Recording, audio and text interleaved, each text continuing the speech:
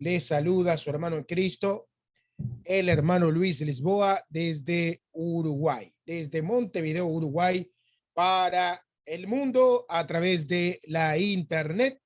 Y damos gracias por la internet, porque esto viene siendo favorable para el mundo cristiano. Podemos nosotros poder difundir la verdad, aprender de la verdad con mucho más facilidad que hace unos años atrás. Y esperemos que las personas sepan aprovechar este lindo medio. Conmigo está el pastor César Arévalo, nuestro querido hermano pastor César, teólogo, eh, que viene desarrollando la historia del evangelicalismo en América, ¿verdad? En América. Es la cuarta edición de esto, que es de tanta importancia para el pueblo cristiano. Así deseamos que las personas puedan sentirse, bueno, bendecida al poder escuchar historia, cultura, porque esto es parte de la cultura cristiana, pero no deja de ser parte también de la cultura social e histórica. Esto hace parte de la humanidad. Esto es parte no solo de la historia cristiana, sino de la historia universal, que eso es importante. No solamente es parte de la cultura cristiana, es parte de la cultura universal. Pastor César, un gusto tenerte una vez más en nuestra programación. Y bueno, continuamos con la historia de la evolución del evangelicalismo en América. Muy bien, un saludo a usted, estimado hermano pastor Luis Lisboa, aquí desde California, hacia Latinoamérica, y también a los hermanos que nos están viendo, a los que están uniéndose y los que se van a unir, y también los que van a ver también después en el video cuando esté en YouTube. Ah, lo dijo bien, es importante esto, particularmente para los que son de la religión evangélica, de los que están en diferentes sectas pentecostales de origen norteamericano. Pero también para el que quiere aprender, ya sea católico romano o por el que no tiene ninguna afiliación de fe o religiosa, pero quiere saber. Son charlas del punto de vista histórico, que se trata de comprender, especialmente para los evangélicos, como digo yo, para que sepan dónde están parados, para que sepan dónde están situados en su doctrina, en su fe, para que al menos ustedes digan yo o mi fe viene de tal parte, de tal año, estos son los fundadores, entonces yo ya sabiendo de dónde vienen los fundadores, entonces yo me quedo aquí tranquilo, ya nadie me va a decir yo no sé nada, ya al menos sabe su origen teológico. Es necesario saber, cuando alguien me pregunta a mí, por ejemplo, una pregunta, sí, adelante, me dice, ¿qué fe tiene usted? Me gusta a mí, cuando me dicen esa palabra fe, créame que me llena de gozo. ¿Saben por qué? Porque me abre la puerta a decirles de historia, de teología, de inclusive política, economía, sociedad. La persona me dice, oiga, yo nomás le hice una pregunta. Sí, pero esa pregunta no es solamente decir, yo voy a la iglesia aquí de la esquina, porque usted me está diciendo, esa pregunta, detrás de esa pregunta, cuando me dice cuál es mi fe, está historia, el fundador, la creencia, de dónde viene, cómo se desarrolla, cómo se expande, por qué estoy aquí. Por eso me hace la pregunta. Entonces, eso me va a llevar mínimo poco tiempo, unas 3 a 5 horas, le digo. ¿Quiere sentarse a un cafecito? Me dice, oh, no, yo estoy de pasada. Entonces, no pregunte. Si usted solamente viene de curioso y no sabe y está jugando, entonces no pregunte, al menos conmigo. Porque yo le voy a dar toda una historia acerca de la fe. ¿Por qué creo lo que creo? ¿Por qué estoy donde estoy? Entonces, usted, cuando alguien le diga, a ver, amigo, ¿por qué usted va a esa iglesia que está aquí a la vuelta de la esquina? ¿Por qué va? ¿Qué es lo que le atrae de esa iglesia? Bueno, usted no puede decir solamente, bueno, porque yo, el Espíritu Santo, no, no diga esas cosas. Usted tiene que saber y decir, bueno, yo voy a esa iglesia porque en el año 2020, hace 2 años nomás, vino Juan de los Palotes, él fundó acá una iglesia y a mí me gustó. Entonces yo tengo apenas 2 años en esa iglesia. No sé qué me gusta, pero me gustó. Entonces usted ya sabe más o menos qué año lo fundó y quién lo fundó. Al menos ya sabe, aunque, claro, no sea algo profundo teológicamente, pero es bueno saber de dónde viene. Estas son esas charlas así. El tema de hoy es el segundo avivamiento. Y créame, si usted es evangélico pentecostal, esto le va a ayudar grandemente. Y también a los demás que nos están acompañando. Entonces vamos a empezar, ¿no?, con una descripción. ¿Qué es el segundo avivamiento? Amigo evangélico, esto tiene que ver con la historia. A finales del siglo XVIII, ya a finales del siglo XVIII, ya entrando para el siglo prácticamente XIX, ¿no?, se produce una serie de eventos en los Estados Unidos, en donde se le llama el segundo gran despertar. Recuerde, la semana pasada hablamos sobre el primer avivamiento. Esto es el segundo avivamiento, pero se llama gran avivamiento. ¿Por qué gran avivamiento? Porque tiene repercusiones no solamente religiosas, sino también económicas y políticas en los Estados Unidos de América. Fíjese. Ahora, esto es algo que tal vez a usted no le dijeron sus pastores, porque ellos no saben el origen. Pero si usted quiere saber por qué soy evangélico, le diga a su esposa, mujer, ahora ya sé por qué soy evangélico. O le diga usted a su esposo, esposo, ahora ya le puedo decir, esposo, por qué soy evangélica. Bueno, esta clase es para usted. Entonces, ¿qué es lo que sucede? Hubo diferentes reuniones al aire libre en ese entonces, estamos hablando 1790, ¿no? Diferente a lo que estamos, no había la internet, no había, todavía la ciencia no estaba desarrollada, la tecnología como lo tenemos.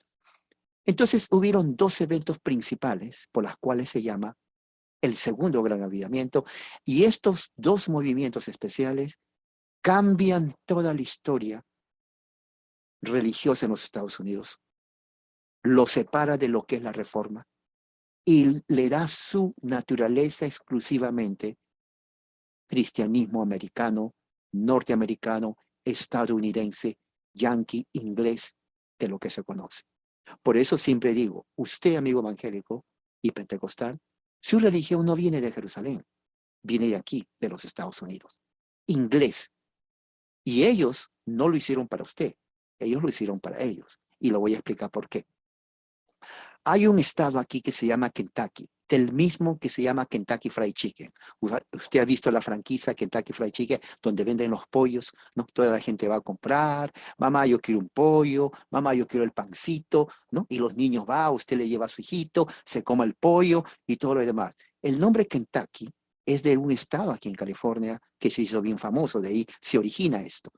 Bueno, en ese estado de Kentucky hay un lugar que se llama Cane Ridge. En inglés, Cane Ridge, se escribe en español. Bueno, en ese lugar, en esos tiempos, la religión predominante eran 2. Habían otras, pero eran 2. Los puritanos y los presbiterianos. El presbiterianismo en ese entonces, en esa parte, era vibrante. O sea, la mayoría eran presbiterianos. Y también puritanos, de sentencia puritana. Muchas cosas similares en los dos, la diferencia era en el gobierno. Pero aparte de eso, cantaban salmos. Fíjese, amigo presbiteriano. Oh, si hay algún presbiteriano aquí escuchando, le voy a decir una cosa. Ahí no escuchaban a Marcos Witt. Ahí no escuchaban a todos esos artistas evangélicos que se hicieron de dinero porque ustedes le compraron sus CDs. No, no, no. Ahí solamente salmodia exclusiva y no instrumento. Puro presbiterianismo era en ese entonces. Entonces, ¿qué es lo que sucede? De ellos había un predicador escocés que vino, porque presbiterianismo viene de Escocia, que se llamaba Barton Stone, S-T-O-N, Stone, Barton Stone. Bueno, este predicador presbiteriano organizó una serie de reuniones masivas al aire libre, como lo hacían en Escocia, ¿no? Por una semana. Esa es una historia larga, que tal vez más adelante, es más, ya lo conté, ya lo dije creo que hace 1 o 2 meses. Pero estas reuniones, que duró una semana, trajo miles miles de colonos a este lugar en Kentucky.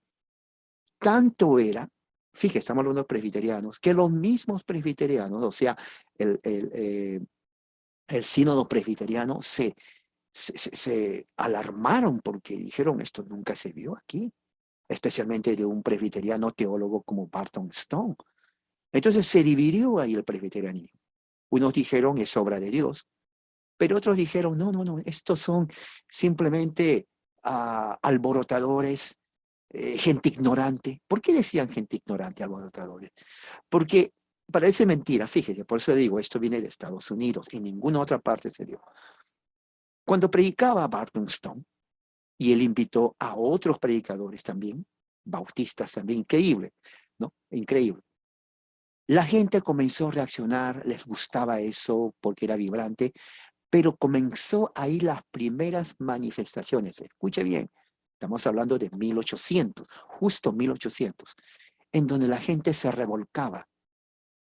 La gente comenzaba a saltar así. Muchos pensaban que tenían problemas de epilepsia. La medicina no estaba tampoco muy avanzada. Entonces la gente usaba remedios caseros como remedios de la abuela. Otros comenzaban a ladrar, se ponían en cuatro patas. Bueno, no tenían patas, pero así.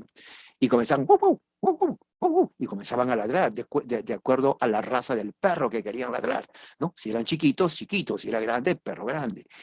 Luego comenzaron a hacer maullidos, comenzaban a rodar como trompos. Entonces, manifestaciones que hoy en día se ven en grupos sectas pentecostales. Entonces, todo eso hacía que los presbiterianos dijeron, esto no es de Dios. Pero otros decían, bueno, esto puede ser de Dios porque nunca se vio. O sea, comenzó a crear cierto conflicto ahí, ¿no? Eso es por un lado. El segundo evento, porque le dije que eran dos, sucede similar en la gran universidad puritana Yale, Y-A-L-E. Se pronuncia en español Yale, pero se pronuncia en inglés Yale.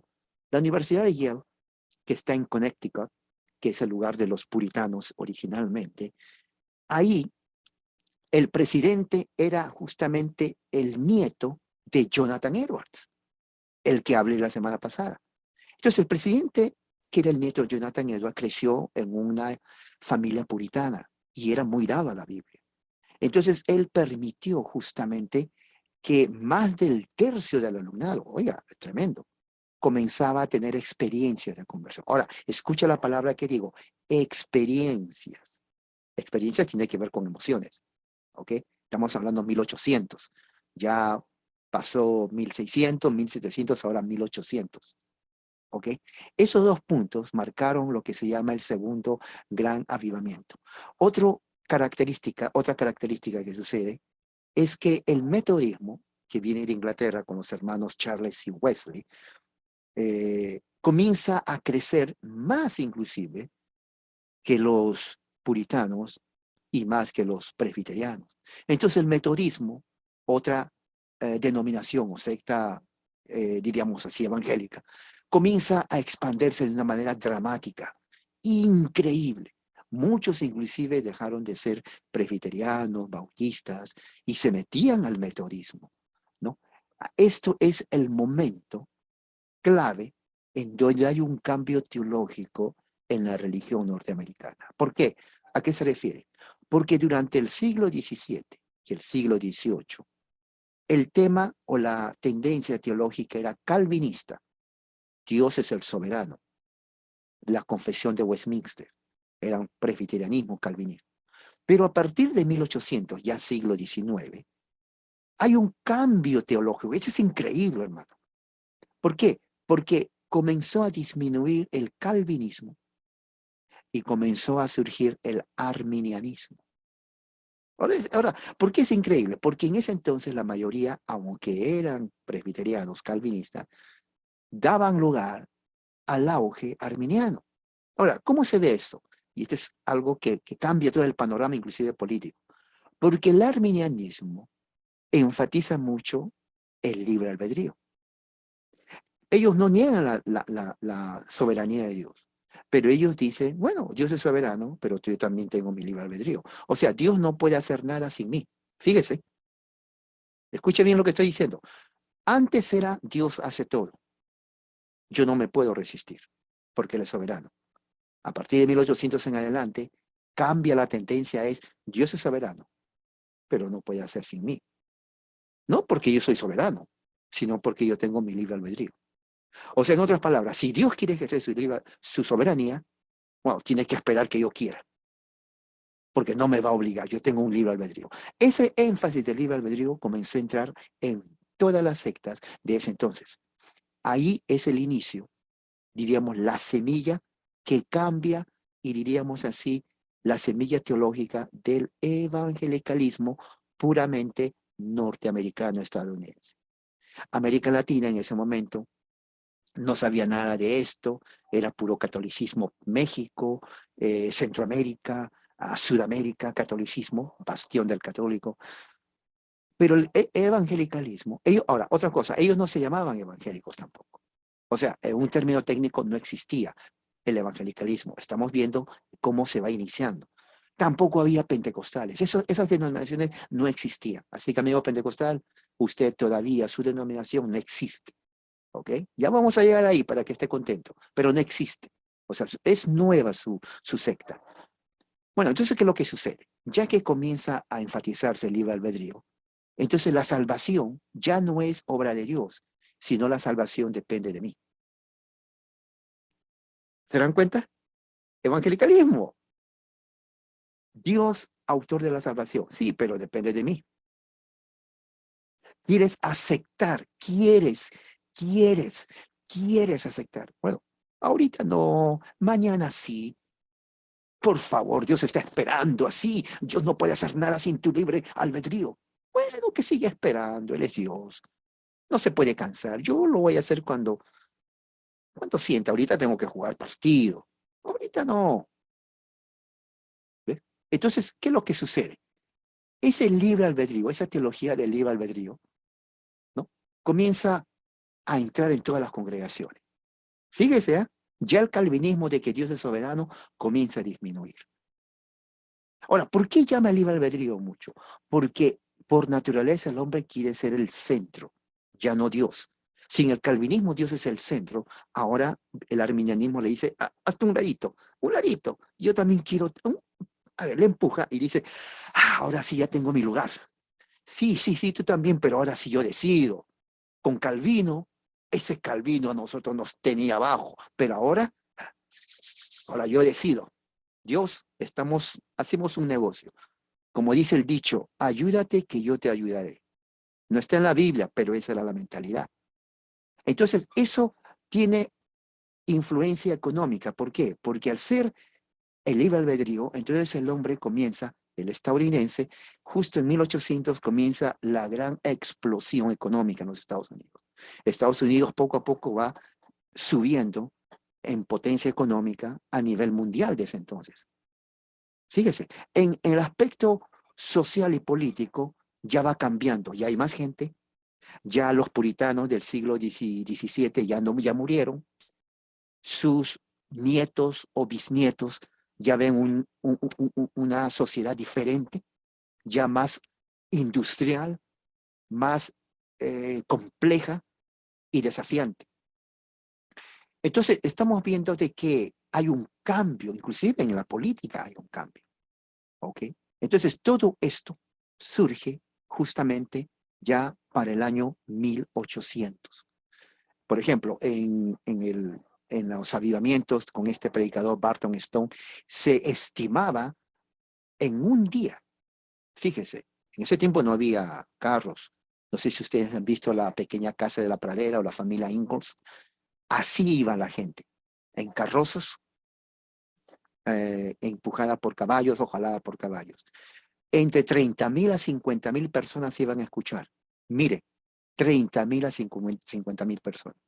Como era bosque, al aire libre, la gente cocinaba, la gente dormía haciendo en los bosques, o sea, era algo, no sé, pero era un campamento gigantesco.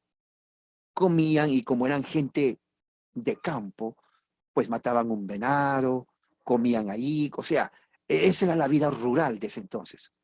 y se pasaron 5. Ahí no había que hotel 3 estrellas, 5 estrellas. No, el hotel era el campo. Ahí dormía junto con el caballito, el burrito. Ahí agarraban una gallina, se comían que unas 30 gallinas para todos los que estaban ahí, un cerdito, pavo, ave, lo que sea. Así era la gente rural en ese entonces.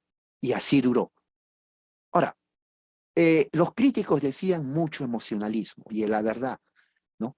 Entraban en un trance psicológico increíble. O imagínense, 25.000 en un trance. Oiga, era literalmente una casa de locos, porque usted podía ver gente saltando. ¿Por qué digo esto? ¿Cómo sé? Porque hay periódicos de la época que reportaron todo esto.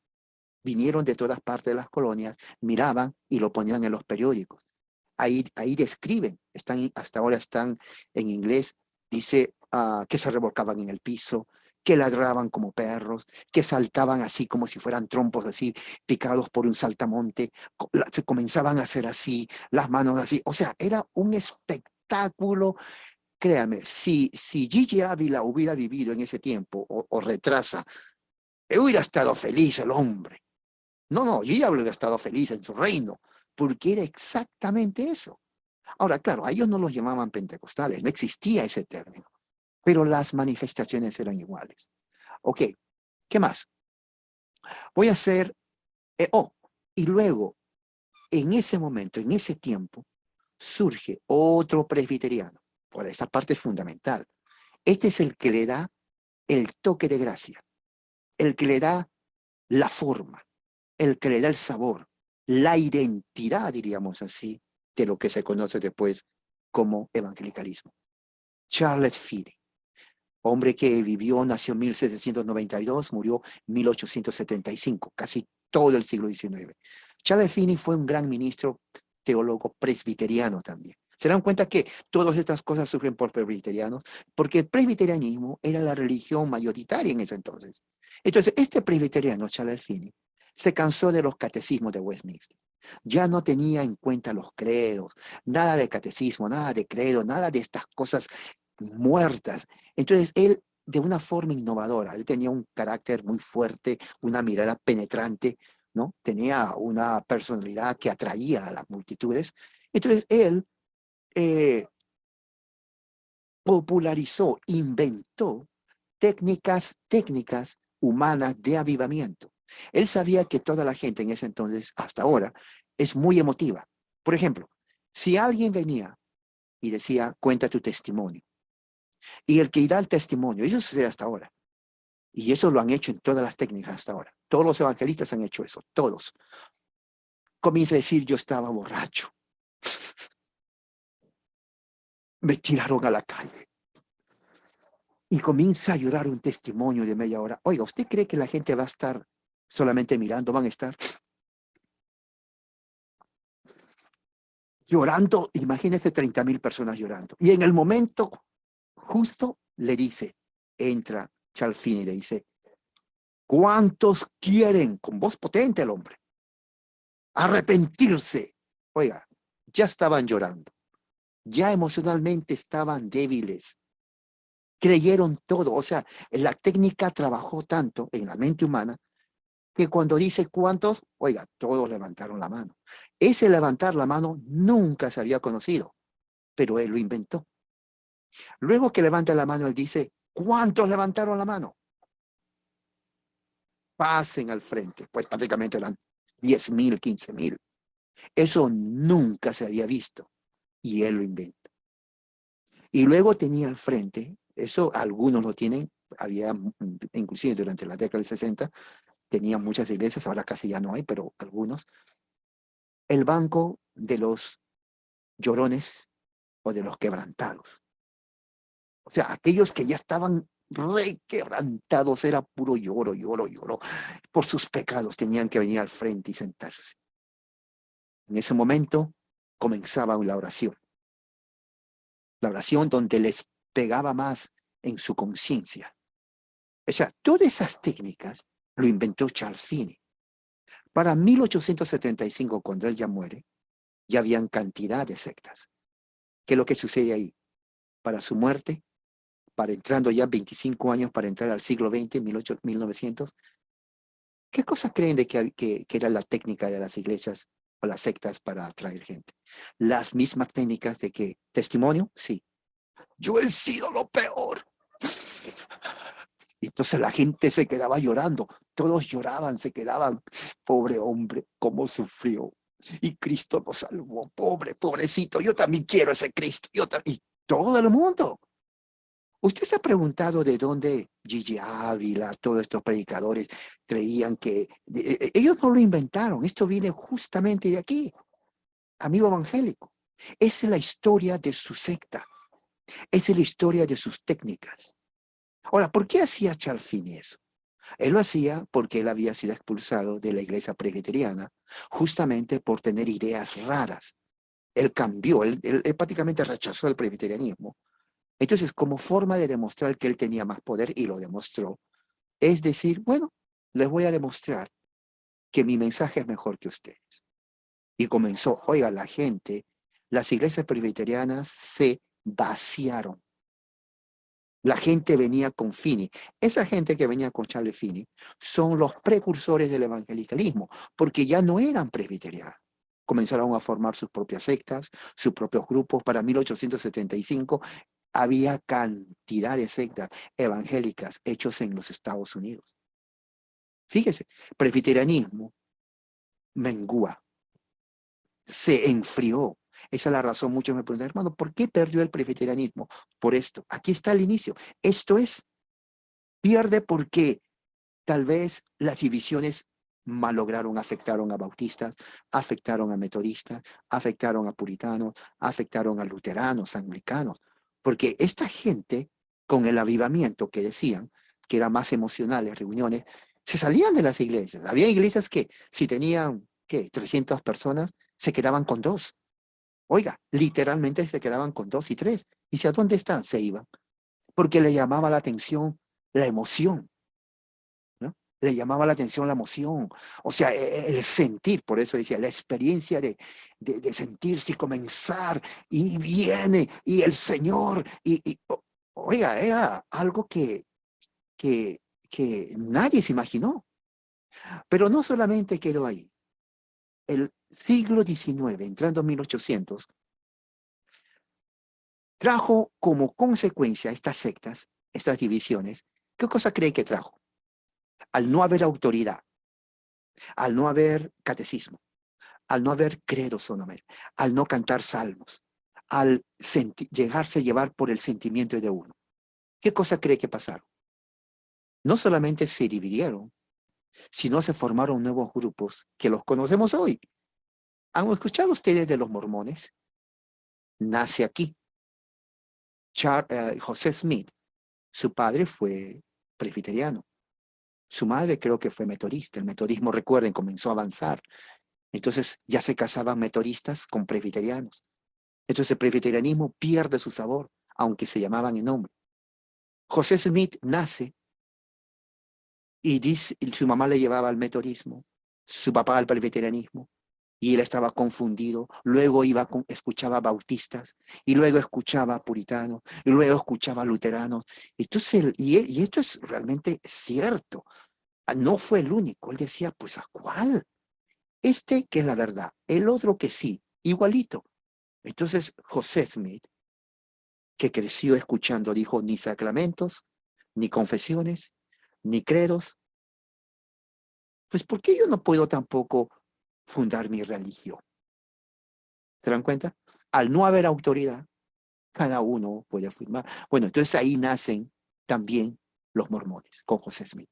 Otro grupo que nace son los restauracionistas, como Alexander Campbell. Alexander Campbell fue también presbiteriano, teólogo escocés, pactante. Él estudió la Confesión de Westminster, él estudió los catecismos, los credos, y eran él y su hijo presbiterianos, digamos, de hueso colorado.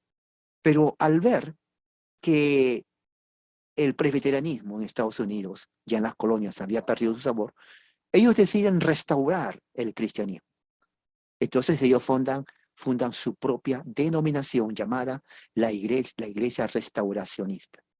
José Smith funda la iglesia de los últimos santos de los últimos días, mormones. Pero ahí no quedó nada eso tampoco. Dentro de los bautistas también hubo divisiones.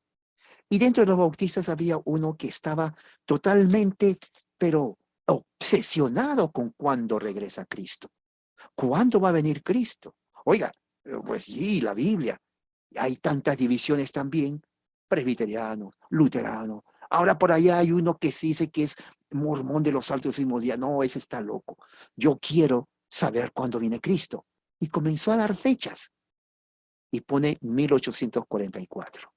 Justo siglo XIX. Su nombre, William Miller. No vino en 1844, se llamaba El Gran Desastre. ¿Y qué es lo que pasa? Dice, bueno, me equivoqué, pero va a venir en 1845. Y comenzó a poner diferentes fechas. Mucha gente vendió propiedades, como lo sucedió con los testigos. Vendió propiedades, salieron de su trabajo, vendieron carros, vendieron todo, pensando que Jesús vino. Él se llama, o fue el que inició lo que más tarde se llama la Iglesia Adventista del Séptimo Día. Pero dentro de sus alumnos había alguien, un muchacho bien precoz, ¿no? Un hombre, un muchacho tal vez bien precoz que también quería saber eso. Se llamaba José Smith, ¿se acuerda? Que iba a iglesias presbiterianas. ¿Por qué le llamó eso? Porque José Smith le gustaba también las fechas. Y dijo, bueno, este fracasó, pero yo no. Y también comenzó la profecía. 1879 viene Cristo. Profetizó y obviamente no vino Cristo. Entonces él dijo, bueno, sí vino en realidad, pero vino espiritualmente, porque va a venir corporalmente en 1914, pero obviamente no vino. Entonces tenemos que en el siglo se fundan mormones, testigos de Jehová, los adventistas y el grupo de los restauracionistas, aparte de las diferentes sectas que ocurren en Estados Unidos, que se dividen justamente por los avivamientos. Eso cambió por completo la religión de los Estados Unidos. Este es el inicio. Aquí ya se define en cuestión de doctrina o metodología, pongamos así, lo que es evangelicalismo. Entonces, evangelicalismo nace junto con sectas como mormones, testigos de Jehová, adventistas, restauracionistas y diferentes grupos que se están dividiendo. Ahora, yo quiero hacer, antes de terminar, un pequeño recuento de fechas, porque esto va a ayudar mucho a los amigos. Por ejemplo, 1743 se funda el primer presbiterio presbiteriano de los pactantes, 1743 en los Estados Unidos. En 1794, ya para terminar el siglo XVIII, ¿no? Los metodistas llevan a cabo su primer reunión en los Estados Unidos, por primera vez los metodistas. Para 1800, la Iglesia de los Hermanos Libres, eso está en todas partes de Latinoamérica, también se forman como resultado de inmigrantes alemanes, otra secta, ¿no? Y de ahí va a muchas partes. En 1801 se unen los presbiterianos con los puritanos, 1801. Ellos tratan de unirse. ¿Y con la razón para qué se unen? Para evangelizar el centro de Estados Unidos, presbiterianos y puritanos. 1810 se forma la Comisión de Misiones Extranjeras de Presbiterianos y Puritanos. Allí es donde muchas misiones vienen a México, Centro y Sudamérica. Interesante, porque en 1810, una vez que se unen los puritanos con los presbiterianos, dicen vamos a hacer misiones. Y ellos fueron los que empiezan a mandar misiones. No eran evangélicos, no eran ni siquiera pentecostales. En 1810 se divide la iglesia presbiteriana entre los presbiterianos de Cumberland, que eran arminianos, fíjese, arminianos, presbiterianos arminianos, se dividen de los presbiterianos que eran calvinistas. ¿Ok? Entonces vemos que de 1812 a 1860, entonces hay todo un desarrollo de movimientos, ¿no? Un desarrollo de sectas, un desarrollo de herejías también y cultos. Ya hemos visto los mormones, adventistas, testigos de Jehová, restauracionistas y otras más ¿no? Y también divisiones entre presbiterianos, divisiones entre metodistas, divisiones entre bautistas. O sea, era normal en los Estados Unidos en el siglo XIX que las denominaciones se dividan, era normal. Por eso es que ellos lo hacían con tanta facilidad. Sí, se dividían. En 1827 se forma la congregación Los Bautistas Primitivos. Se separan de los otros bautistas porque dicen que los otros bautistas no son verdaderos bautistas. La iglesia primitiva bautista todavía sigue hasta ahora. Increíblemente ellos cantan puramente salmos, igual que los presbiterianos pactantes. Charles Finney, el que le hablé, en 1830 en adelante, lleva a cabo sus primeras campañas de avivamiento en donde en todas partes, en todo Estados Unidos, es conocido. José Smith, ya hablé también, funda lo que se llama después la Iglesia Mormona. La Convención Bautista del Sur se funda en 1845, se divide, Bautistas del Norte, Bautistas del Sur, se divide, ¿no? También en 1840 nace la Asociación Espiritista en Estados Unidos. ¿Por qué? Porque dicen que la religión americana se ha vuelto insípida, ¿no? Para 1870 hasta 1900, entonces se llama la época de oro del evangelicalismo primitivo. ¿Por qué? Porque ahí se fundan muchas congregaciones, como por ejemplo la denominación de Iglesia de Dios, son pre-pentecostales. Se funda también la Iglesia de Dios, pero en Cristo, que se divide, también son pre-pentecostales. También se forma, de ahí sale otro grupo que se forma la Iglesia Santidad de los Peregrinos, también pre-pentecostales, y de ahí salen otras cantidad de pequeñas sectas prepentecostales que llegan a su culminación en el año 1906 aquí en Los Ángeles, California, en la calle Azusa, donde definitivamente se marca el inicio de lo que se conoce como la denominación pentecostal en los Estados Unidos. ¿Quiénes fueron sus fundadores, entre comillas? Eran personas que no tenían estudio bíblico, eran personas prácticamente ignorantes en cuanto a escritura, y más bien estaban con el deseo de expandir lo que otros ya estaban comenzando, pero como sucede en cada secta, al ser sectas informales de puro emocionalismo, entonces, si bien es cierto, van a muchos lugares, pero su teología es hueca, una teología hueca, humo. O sea, se ve el humo, pero cuando quieres agarrar el humo, pues nadie agarra el humo, pero se ve el humo, pero no hay sustancia. Entonces, esa teología, amigo pentecostal, que usted que me está escuchando, esa es la historia de su denominación. Amigo evangélico, esa es la historia de su denominación. Ahora, ¿cuándo se consolida esto de los evangélicos? En 1945. ¿Por qué? Porque ahí se forma por primera vez en los Estados Unidos lo que se llama la Asociación Nacional de Evangélicos. Usted no sabía eso. De repente en 1945 su mamá ya vivía o su abuelita, ¿no? Todo catolicismo, menos evangélicos, no había eso. Peor pentecostales, eso tal vez ya había, pero no eran cantidad, eran 3, 4, no, menos. Yo me acuerdo que en Perú cuando se hicieron una encuesta, menos del 1% eran evangélicos, menos de 1%, ¿se imaginan? No, entonces, y eso sin contar las sectas, ¿ok? Ahora, otra cosa muy importante, ¿cuál es el origen de su secta, amigo? Amigo evangélico, amigo pentecostal. No es Jerusalén, es aquí, los Estados Unidos de América, inglés. De aquí nace, de aquí va usted. Cuando usted nace, que 1970, 1985, usted crece en su casa, no sabía nada, y de pronto alguien, un amigo que es pentecostal, le dice, ven, reciba a Cristo, hablar en lenguas. ¿Usted sabe de dónde vienen esas doctrinas? De aquí, justamente de aquí. Ahora, aquí estoy dando algo breve. Ok, esto es breve. Si usted dice mucho, estoy hablando. No, no, esto es breve. Esto es tal vez el 1% de toda la historia.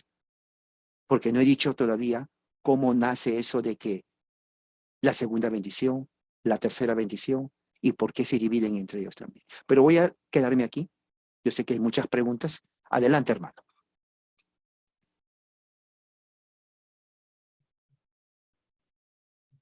Muy interesante la historia. cómo va evolucionando, ¿no?, lo que es el evangelicalismo. Yo vi una publicación de un hermano puso, eh, todos somos evangélicos porque todos promovemos el evangelio. De Ujú. alguna manera sí tiene razón, pero la palabra evangélico no hace referencia a eso en realidad, sino que la palabra evangélico más bien está justamente hablando de un sector del cristianismo que, como usted bien decía, o sea, solamente el escuchar la historia nos muestra el sincretismo religioso que hubo en toda esa época, ¿no? Una unificación de incluso movimientos que tenían doctrinas bastante opuestas, como el paido bautismo y el credo bautismo, y otras posturas. Forman una alianza, ¿no? Y dicen, bueno, dejemos estos temas de lado, vamos junto a evangelizar el mundo, vamos a generar fondos, vamos a cooperar con el tema de misioneros, etcétera, etcétera. O sea, todo un sincretismo que se forma eh, finales del siglo XVIII, siglo XIX. Qué interesante, ¿no? O sea, eh, acá nosotros estamos conociendo verdaderamente el origen del evangelicalismo, cosas que muchas personas desconocen. Estamos en esta es la cuarta edición de esta historia que, aunque es extensa, el pastor supo resumirla mostrando lo más interesante de la historia, ¿no? Pero hemos visto que los cristianos han pasado por duras batallas en Estados Unidos en la independencia, participaron puritanos, calvinistas, luteranos, defendiendo, ¿verdad?, la tierra americana, tratando de independizarse de los ingleses. Hubo derramamiento de sangre, por supuesto, como decía un hermano, no es que ellos fueron a matar, sino que más bien actuaron en defensa y protección de la familia. Luego toda la evolución hasta llegar a este sincretismo que surge a fines del siglo XVIII, siglo XIX.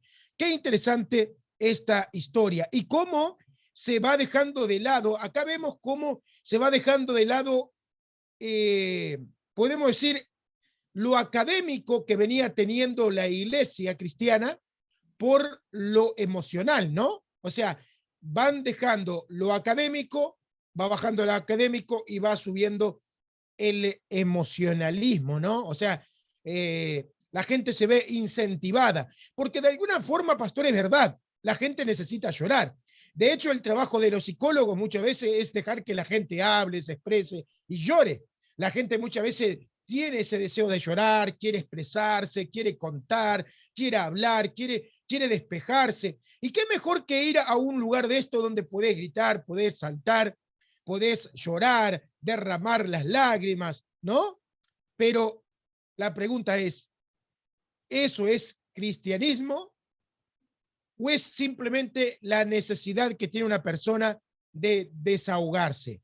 Y estamos mezclando cristianismo con humanismo y lo que es la motivación y tantas otras cosas más que surgen, que después también está el tema de la nueva era también, que se mete en el mundo evangélico, Pastor César.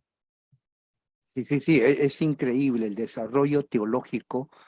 Yo lo veo de más pristino, puro, teológico, a algo más ya diluido, emocionalista, sentimental, hasta cierto punto esotérico, ¿no? En donde el cristianismo ya se define evangelicalismo norteamericano, estadounidense, porque ni siquiera en Canadá se da esto, solamente aquí en los Estados Unidos, y de aquí, tanto es así la fuerza de esta cultura, porque es una cultura norteamericana estadounidense, que inclusive el presbiterianismo dejó sus raíces escocesas, y el presbiterianismo que va a México, Centro y Sudamérica y que se conoce, no es el verdadero, es diluido, es evangelicalismo, presbiterianismo evangélico, ¿no? Tengo aquí un libro de cómo entró el presbiterianismo en Perú, me lo dio un gran teólogo que murió hace unos meses, cuando estuve en Lima, y ahí leyendo, dice ahí, literalmente dice, vinieron de Escocia y dijeron, ahí lo dice, nos dicen por qué no enseñamos la salmodia, y ahí dice, porque la gente, así dice, de esta parte de Perú, necesita música y necesita más que los salmos para adorar a Dios. ¿Qué es lo que hicieron los presbiterianos misioneros? No más salmos y la introducción de instrumentos. Entonces, en vez que el presbiterianismo haya influenciado a la cultura influenció al presbiterianismo. Qué interesante. Sí, de hecho, eso es lo que nosotros estamos viendo, eso es lo que se ve. La gente, mucha gente dice, me aburren, esta iglesia es aburrida, que incluso hasta el catolicismo ha cambiado en ese Oh, aspecto sí, sí, y sí, sí. ahora tienen hasta música un poco más alegre. Sí, sí, sí. Pero muchos decían, me aburre. Pero lo que no entienden es que cuando nosotros nos reunimos un domingo, no es para motivarnos por medio de la letra de una canción. O sea, básicamente toman textos bíblicos, desarrollan una letra con textos bíblicos para por medio de esa letra que va a ser una canción bíblica, entre comillas, porque tiene textos bíblicos, pero no está enfocada en adorar a Dios, sino en motivarnos a nosotros. Entonces, al final y al cabo, la adoración no es para Dios, sino que es para nuestro desarrollo motivacional. O sea, yo necesito motivarme por medio de una canción que me diga que yo soy un tesoro especial, que yo soy yo qué sé, un príncipe de Dios, que yo... entonces, la música termina siendo para nosotros.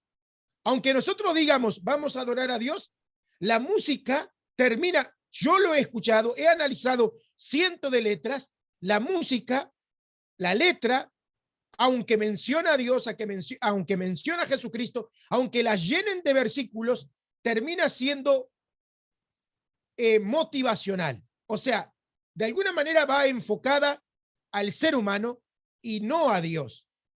Por eso es que cuando van a una iglesia tradicional y ortodoxa, se sienten aburridos, porque una iglesia ortodoxa adora a Dios, no se está motivando, no trata de incentivarse por medio de una canción, no trata de decirse yo soy un príncipe, una princesa, un especial tesoro. No, no.